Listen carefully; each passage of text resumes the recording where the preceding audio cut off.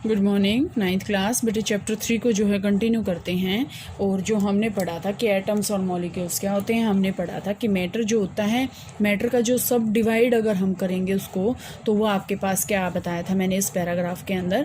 वो एक बार तो एंशिएंट ग्रीक जो आपके पास आए थे, जो फिलोसफर आए थे, उसने बताया था परमाणु, और जो यहाँ से ग्रीक फिलोसफर आए थे उसने क्या बताया था उसको, एटम्स। इनडिविजिबल जो पार्ट है वो मैटर का क्या बताया था उसने, एटम।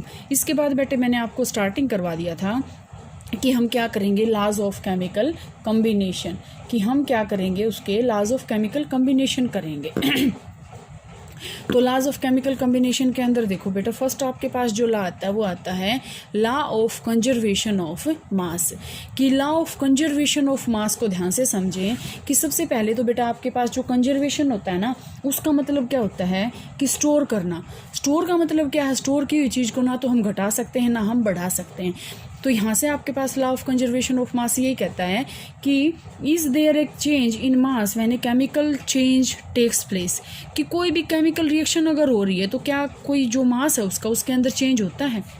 अब इसका जो है हम यहाँ से अभी नहीं कह रहे हम कि वो होता है या नहीं होता है, हम यहाँ से एक्सपेरिमेंट करेंगे, उसके बाद हम बताएंगे। Take one of the following set X and Y of chemical. हमने ये एक्स केमिकल ले लिए, ये वाई केमिकल ले लिए। एक्स में हमने लिया कॉपर सल्फेट, वाई में हमने लिया sodium carbonate, barium chloride, lead nitrate, sodium sulphate, sodium chloride. अब इनके जो है यहाँ नीचे देखो बेटा, ये मास गिवन है 1.25, 1.22, 2.07, 1.43, 1.53, 1.17। अब हमें क्या करना है, prepare separately 5% solution of any one pair of substance listed under X and Y each in 10 ml in water.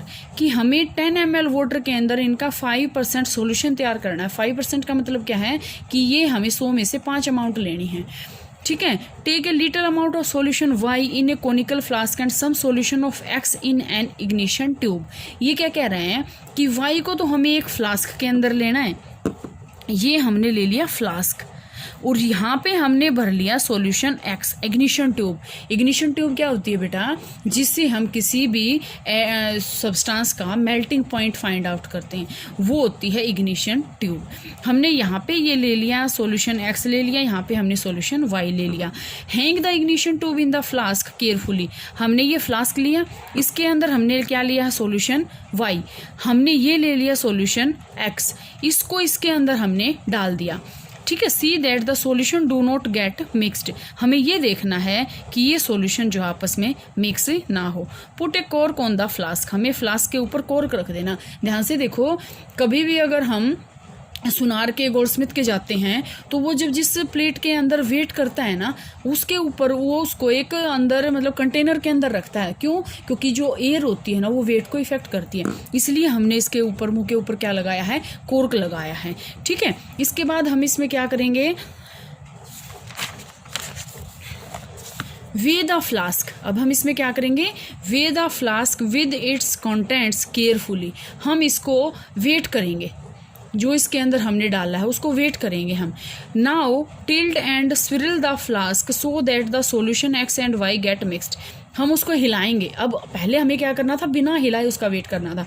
उसके बाद हम एक्स और वाई को मिक्स करेंगे, फिर हम उसको क्या करेंगे, वे अगेन, फिर हम उसको दोबारा से वेट करेंगे। What happens in the reaction flask, कि फ्लास्क के अंदर क्या होता है।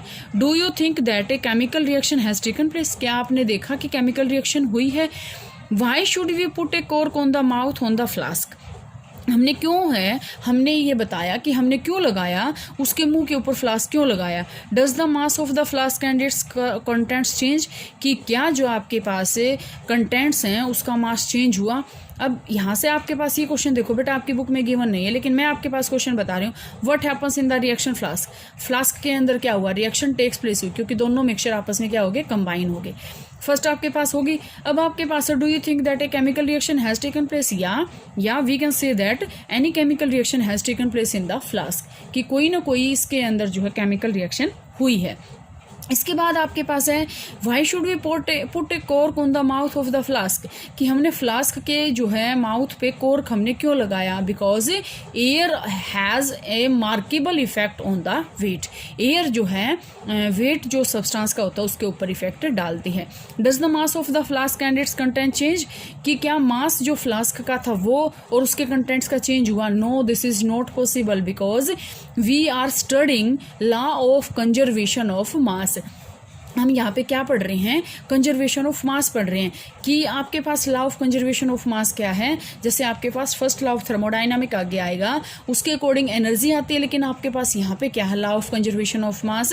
Law of conservation of mass state that mass can neither be created nor be destroyed in A chemical reaction, कि किसी भी केमिकल रिएक्शन के अंदर ना तो हम मास को डिस्ट्रॉय कर सकते हैं ना ही हम क्रिएट कर सकते हैं। क्रिएट का मतलब देखो, जब हमने उस सॉल्यूशन को अलग अलग किया तो वो क्या अलग अलग उसका वेट जो है कुछ अलग था, लेकिन जैसे ही हमने उसको मिक्स किया क्या उसके वेट में कोई डिफरेंस आया? ये आप घर पे करके देख सकते हैं, उसका वेट एज इट इज़ रहेगा। जो आपके पास मैंने एक्टिविटी फर्स्ट चैप्टर के अंदर करवाई थी ना कि वाटर के अंदर शुगर डालेंगे उसका लेवल इंक्रीज क्यों नहीं हो रहा, तो वो कुछ बेटे यहाँ भी है कि वो तो बताया था हमने कि उसके बीच में स्पेस होता है, लेकिन हम यहाँ पे क्या कर रहे हैं कि law of conservation of mass.